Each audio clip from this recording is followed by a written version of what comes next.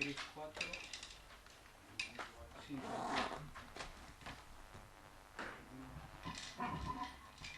2 bolillas.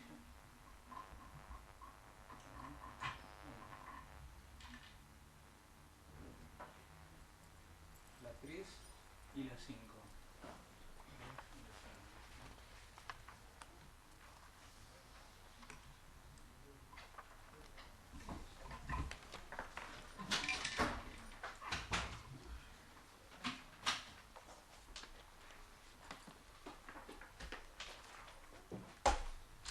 La 3 y la 5. Bien.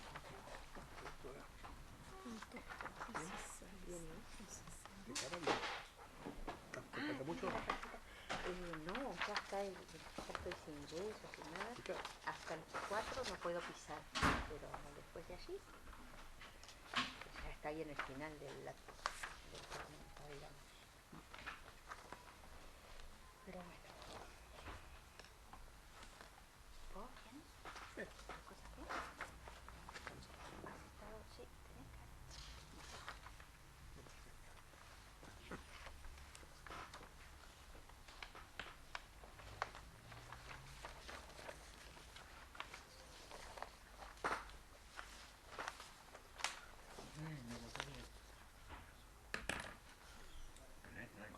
¿Cómo me llamaste?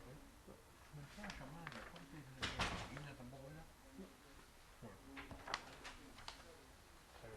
Eran 3001. Ya, por eso no.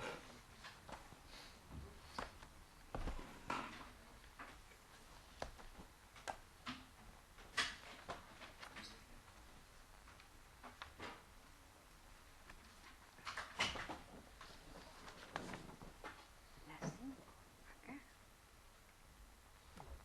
Yo no sé lo que sorteamos, si estos son los puntos que nos dio. El oral elige.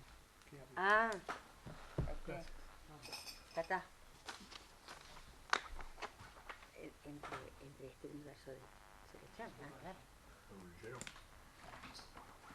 Muy bien.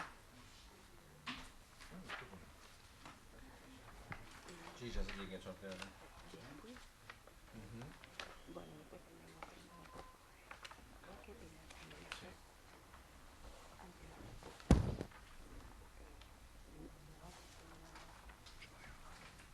No, bueno.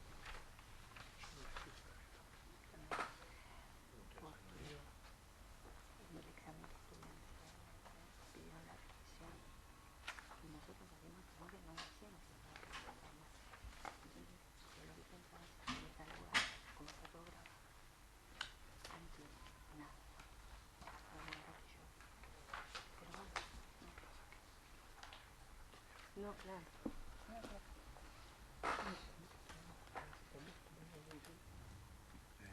No, todavía no. Tengo un pedido de revisión del primero de todos, después de letrado. ¿Sí? ¿Cómo te refieres? ¿Cómo está? Graciela. Sí. Sí. Ese fue el único que fue un pedido de revisión Sí. de oral todavía, un rato. Lo que pasa es que la limitante es que ellos pueden alegar Arbitrariedad. arbitrariedad, es lo único con alegar. Y la De verdad que hecho, la revisión. de Sí, bueno, hecho, hablar, tenemos. de hecho, el pedido que tenemos lo hizo como si fuera un escrito, impugnando los motivos de la nota y estamos más para desestimarlo porque no invocó precisamente arbitrariedad del Poder Ejecutivo. Sí. ¿Sabes quién es? La chica que había dicho que el juez de paz puede dar la preventiva de oficio. Ah, bueno, tengo. No, pues es que Que los esa jueces chica, podían dar. claro, que la módulo civil lo había contestado relativamente bien. Sí, y que a mí me pareció bastante tramposa la alegación de que, bueno, lo que anduvo mal es porque cuántas son las ocasiones en las que un juez puede dictar una prisión preventiva. Bueno, el juez de paz tiene facultad de juez de garantía de Exactamente, está nada. muy bien. Pero el juez de paz y te pone el punto de problema. Claro, Claro. tiene que la preventiva de Y oficio y aparte, estamos en problema. además, Con que te dicte una de oficio pero ya estás además, sin problema. porque además no es que lo dictó en relación a él. No, no, Hablábamos no, de las no. medidas de coerción en general. Sí, yo volví a escuchar el audio, a Claro. partir de pedir revisión volví a ver la A mí grabación. lo que me preocupó mucho es lo que dijo al final. Sí, aparte la revisión tiene un tono. Me dejó molesta. Bueno, Sí. la Bueno, revisión tiene un tono agresivo. sí. Nosotros creo que para la Cámara nos pasamos revisión porque después de la evaluación, fue después de la evaluación. No había ganas de... Estaban así los tipos. Estaban para el doctor. Claro. Estaban sacando cuentas. Imagínate, bueno, nosotros desarrollábamos también. Estaban haciendo números.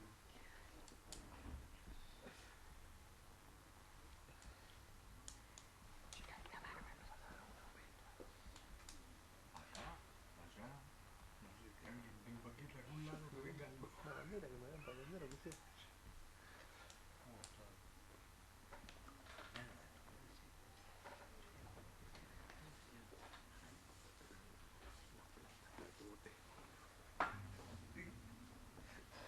Aprende. Una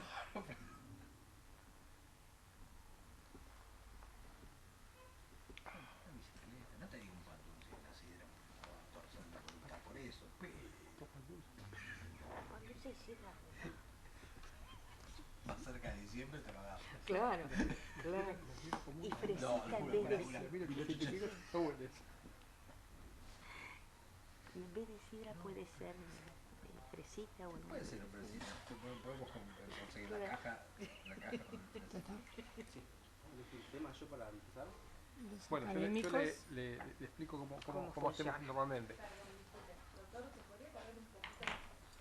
al micrófono así. Con el que micrófono, y si no, corre el micrófono. Bueno, de las dos unidades temáticas que usted sacó sorteado, usted elige una de ellas y hace una presentación del tema y después, bueno, si ser necesario, se hacen preguntas. ¿Qué tema va a elegir? Perfecto. Voy a elegir la 5, que sería la cuestión de la indeterminación del plazo de duración de la medida de seguridad, constitucionalidad, soluciones posibles en la jurisprudencia. Escuchamos. Bueno, respecto al problema de las medidas de seguridad, han sido adoptadas históricamente dos tipos de soluciones diferentes.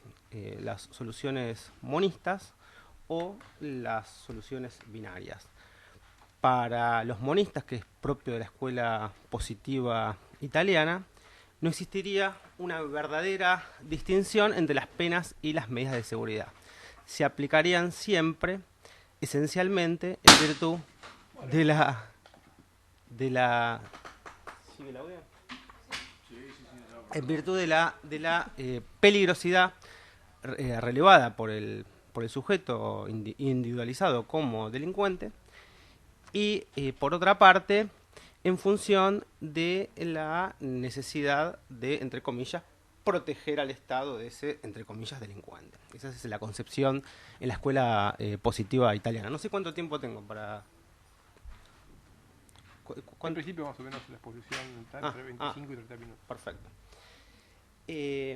Esto se contrapone con las teorías binarias, ¿no? En donde se advierte una nítida distinción entre lo que es una medida de seguridad impuesta a un sujeto al cual no se le puede reprochar la acción típica de antijurídica, justamente por carecer de culpabilidad, por no tener esa capacidad psíquica de culpabilidad imprescindible a la hora de poder reprochar un injusto. Del otro lado, la pena sería la consecuencia de un acto típico antijurídico y culpable, es decir, se impondría como consecuencia de un delito penal a sujetos responsables. Medida de seguridad para inimputables, penas para sujetos responsables. Existe un serio riesgo de tener en cuenta como único... Este es el sistema adoptado por nuestro codificador, ¿no es cierto? Si bien hubo una larga evolución histórica en el derecho penal argentino, en este momento, bueno, la situación es penas para los sujetos imputables y medidas de seguridad para los inimputables. Pero quiero hacer hincapié en el riesgo que existe en tener en cuenta las necesidades de prevención especial, en principio negativas, como único factor para poder determinar judicialmente la medida de seguridad. Y esto me lleva a plantearme, por lo menos, yo me he elaborado cinco cuestiones que me parecen fundamentales que habría que tratar en esta exposición, que voy a tratar de hacerlo en los 20 minutos que quedan, ¿no es cierto? En primer lugar, ¿cuál es la naturaleza jurídica de la medida de seguridad? Es decir, si tiene la misma naturaleza jurídica que una pena, es aflictiva, es coactiva, etcétera, ahora lo vamos a ver. En segundo lugar, si tiene la naturaleza jurídica de una sanción, ¿cuál es el fundamento que puede tener el Estado para imponer una sanción? En tercer lugar, ¿qué es lo que distingue la pena de la medida de seguridad? Teóricamente y en la praxis, ¿no es cierto? En cuarto lugar, voy a tratar de establecer cuál es el criterio que ha sido adoptado por nuestros máximos tribunales, en especial por la Suprema, primero por la Corte Suprema de Justicia de la Nación, en el caso Antuña, en la jurisprudencia, en el caso Tufano, en fallos 331, 211, a veces no sé los nombres porque cuando uno lo busca en la jurisprudencia de internet no sale el nombre de las partes, salen los números, por eso me recordé el número 331, es un Leiden Case, 331, 211. ¿Cuál es el criterio que han adoptado tanto la Comisión Interamericana de Derechos Humanos como la Corte Interamericana de Derechos Humanos, sobre todo a partir de ese precedente tantas veces citado por nuestro máximo tribunal, que es Ximena López versus Brasil, de la Corte Interamericana de Derechos Humanos? ¿Cuál es el criterio del Tribunal Europeo de Derechos Humanos, al que también miran ese diálogo entre Cortes Supremas Interamericanas y Tribunal Europeo de Derechos Humanos? En el precedente desde el precedente Winterweb versus Países Bajos en adelante, y cuál es, por supuesto, el criterio de la Suprema Corte de Justicia de Buenos Aires. Hay un caso, creo que es Tujano, me acuerdo, no dice el nombre de la sentencia, es un caso que vino del Departamento Judicial de Morón. Yo pertenezco al Departamento Judicial de Morón, sé que la sentencia es muy reciente, es del 8 de mayo del año 2019, en donde los votos de Soria y de la doctora Coan citan expresamente estos precedentes, Antuña, Estufano, los fallos 331, 211. Después de hacer este reconto, es decir, después de establecer si es una pena, cuál es el fundamento de la pena, qué distinción hay con la pena, y de establecer cuáles son los criterios que han primado en nuestros tribunales superiores e internacionales, voy a tratar de extraer algunas conclusiones y después tomar mi posición, la que tendría como eventual candidato a cubrir un cargo de juez de casación. En primer lugar, siguiendo un trabajo muy interesante de la profesora Toso, entiendo que claramente una medida de seguridad tiene la naturaleza jurídica de una sanción.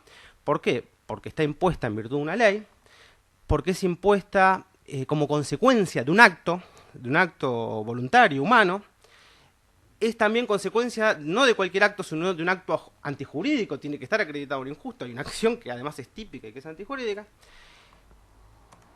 No la puede imponer cualquier persona, sino que la tiene que imponer una autoridad estatal, y además tiene claramente, cuando es coactiva, cuando es una internación psiquiátrica coactiva, tiene claramente un carácter aflictivo e incluso mucho más todavía que la pena, en palabras del mismo profesor Roxin.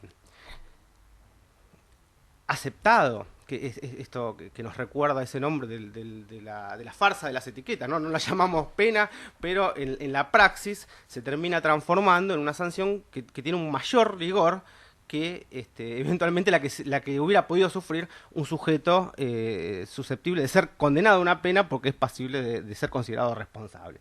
Entonces se produce esta suerte de farsa de etiquetas. ¿Cuál es el fundamento? Voy a tratar de ser lo más rápido posible, que ha tenido el Estado para imponer una pena. Aceptado que esta medida de seguridad participa enormemente de las características de una pena. ¿Cuál es el fundamento? Bueno, esto se viene discutiendo desde Caín y Abel hasta la fecha. Hay dos grandes corrientes en la doctrina, algunos que hoy en día que legitiman la pena, que la aceptan, y otros directamente que parten, como el profesor Zaffaroni, que parten en concepciones negativas y agnósticas de la pena. Voy a dejar de lado estas posiciones que directamente no creen en la pena. Vamos a partir de las posiciones que sí la aceptan. Para algunos, como decía el profesor Soler, citando a la famosa frase de que Platón pone en boca de Protágoras, se castiga porque sea pecado, y para otros se castiga para que no se siga pecando. De ahí surge, no quiero demorarme en esto, pero bueno, de ahí surge la clásica distinción entre teorías justas y teorías útiles. Dentro de las teorías justas, algunos ven al delito como un mal que puede ser reparado, las teorías de Kohler o de Keats, y otros no. Si al mal del delito le sumo un segundo mal, el de la pena, el resultado no es una compensación de males, sino un mal doble. Y aparecen las posiciones retributivas a la manera de Stahl, retribución divina, a la manera de Kant, con sus imperativos categóricos, o a la manera de Hegel, ¿no? La pena es la negación del derecho y por lo tanto la reafirmación. Y ya vemos en los discípulos de Iacos que algunos vienen hablando de una suerte de retribucionismo, pero no en términos hegelianos, sino en términos simbólicos, una suerte de retribucionismo funcional. A partir de Rousseau se produce esa relativización del concepto del Estado, y esa relativización del concepto del Estado pasa al campo del derecho penal, claramente a través de la obra del Marqués de Beccaria. El derecho penal surgiría de esas porciones de libertades cedidas al momento del pacto social. Y Feuerbach se imagina el alma del delincuente como un campo de batalla entre dos universos, los impulsos que lo impelen al delito y los que lo impelen a evitar de cometer delitos. Entonces dice, la pena representa un impulso negativo y contrario a esa fuerza del delito. La obra de Feuerbach, como sabemos, es seguida muy de cerca en Italia a través de los trabajos de Impalomeni y de Alimena. Y ya Binding decía, contra esta teoría de Feuerbach, que si el delito no se cometía, la pena no era necesaria, pero que cuando la pena era necesaria era porque el delito se había cometido. Entonces, si Feuerbach quería ser consecuente, no sé si estoy hablando muy fuerte, si quería ser consecuente con su determinismo, tenía que hacer recaer la pena no tanto en el delincuente, que era el que había cometido el delito, sino más bien en el legislador, porque era el que había legislado mal, que la pena no podía ser prevención general, sino que tenía que ser prevención especial. Como todos sabemos también, y yendo rapidísimo, ¿no? Von Lise en su famoso programa de Hamburgo clasifica a los, entre comillas, delincuentes, le asigna una función a la pena de acuerdo a cada una de esas categorías, y dice, bueno, para el delincuente, entre comillas, ocasional, la pena va a ser prevención especial negativa, hay que asustarlo. Para el multireincidente, el asesino serial, la pena tiene que ser prevención especial también negativa, hay que inoculizarlo, neutralizarlo, evitar que siga cometiendo delitos. Y para el sujeto que es susceptible de desarrollo socializado, la pena tiene que ser prevención especial positiva. Ya Carrara decía que imponer una pena solamente por una razón de utilidad social, lo único que terminaba por legitimar era la autoridad del tirano, y que las teorías útiles habían olvidado el pasado, se habían olvidado de que si era justo imponer una pena era porque en el pasado se había cometido un delito, pero que las teorías absolutas lo que se olvidaban era del futuro, que se acepta la imposición de una pena porque hay que evitar que en el futuro se sigan cometiendo delitos. Aparecen las teorías mixtas a la manera de Merkel, Carrara, el mismo Soler, para poner un ejemplo en Argentina. Y ya Muñoz Conde, en el derecho español, va a decir que constituyen algo así como una suerte de cuadratura del círculo de muy difícil solución porque tratan de fusionar, mezclar o juxtaponer elementos que provienen de las más irreconciliables corrientes del pensamiento universal. Con lo cual la solución tendrían que ser las teorías dialécticas a la manera de Schmidt-Heuser, que es el verdadero precursor teórico del profesor Klaus Roxin, o dialécticas a la manera del profesor Roxin. Schmidt-Heuser advierte una diferencia en la vida de la pena de acuerdo a diferentes momentos, una fase legislativa, una fase de determinación judicial, una fase de ejecución, y Roxin logra desatomizar el problema de la pena en el marco del derecho penal. Dice, ¿cuál es la función del derecho penal? Proteger o evitar las conductas que lesionan o que ponen en peligro los bienes jurídicos fundamentales o las prestaciones públicas imprescindibles. Entonces esa va a ser la función de la vida de la pena en la fase legislativa. La pena amenazada en el momento legislativo va a determinar su seriedad en el momento de la determinación judicial de la pena, se va a confirmar en su seriedad y después va a ser ejecutada en la fase de prevención. En la fase legislativa van a predominar los fines de prevención general, en la fase de determinación judicial los fines preventivos especiales y generales, y en la fase de ejecución los fines preventivos especiales. Con dos límites, dice Roxin, y esto es muy importante para poder comprender el problema de la determinación de las medidas de seguridad. Dos límites, dice Roxin. O sea, lo que va a guiar a la pena, en el momento fundamental de la pena, en el momento de su determinación judicial, van a ser las necesidades de prevención especial positivas y negativas. Con un límite mínimo, que son las necesidades de prevención general. Es decir, las necesidades de prevención general negativa. La gente se tiene que tomar en serio la amenaza. Si yo amenazo con una pena en el delito y después cuando alguien comete el delito no le impongo una pena, no le pongo por lo menos un mínimo de una pena, por más que no exista ninguna necesidad preventiva especial, por ejemplo, una persona que realiza un delito en una situación que no se va a poder volver a repetir en toda su vida, no hay necesidad tal vez de prevención especial, pero la colectividad se tiene que tomar en serio la amenaza. Y un límite máximo que va a venir dado, y esta es la crítica que le dirige la doctrina moderna, porque Roxin, después de haber partido de negar toda posibilidad de probar el libre albedrío, dice, voy a imponer como límite máximo al poder punitivo del Estado en el momento fundamental de la vida de la pena, el límite máximo va a venir dado por el principio de culpabilidad. Le va a pedir prestado a las teorías absolutas justamente el único baremo irreemplazable para poder ponerle un límite a un predominio exagerado del poder punitivo del Estado. Entonces, en la teoría roxiniana, límite mínimo, prevención general negativa, límite máximo, la culpabilidad y, en concreto, las necesidades de prevención especial. ¿Qué diferencia tiene justamente la pena con la medida de seguridad?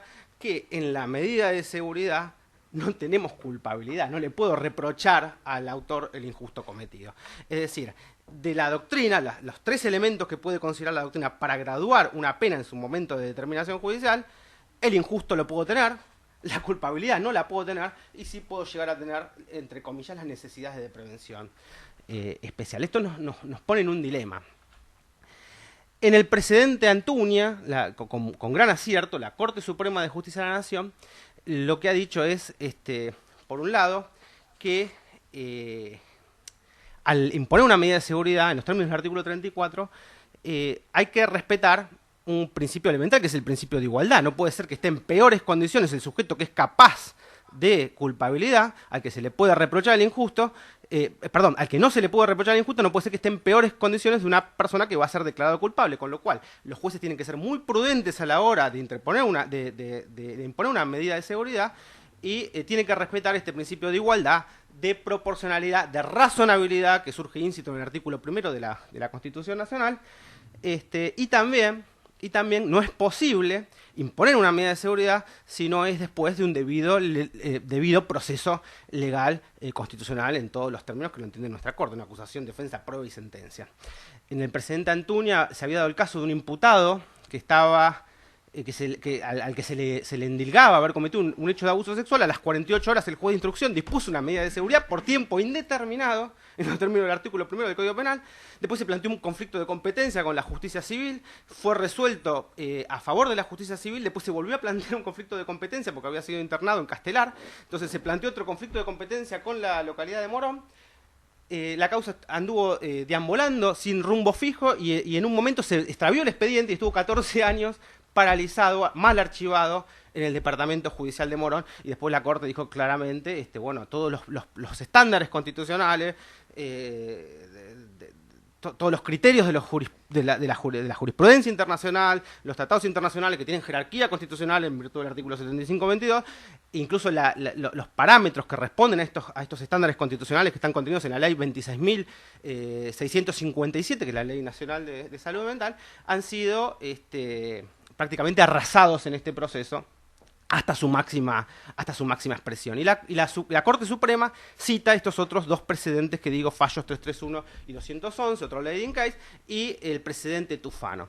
En esos precedentes, la Corte siempre venía insistiendo con la necesidad de poner un límite temporal a la medida de seguridad, que no era posible imponer una pena prácticamente de prisión perpetua, entre comillas, a una persona que no era capaz de culpabilidad, rompiendo todos estos principios de razonabilidad, proporcionalidad, legalidad, igualdad, debido proceso, la Suprema Corte de Justicia de la Provincia de Buenos Aires agrega todavía el concepto de tutela judicial efectiva.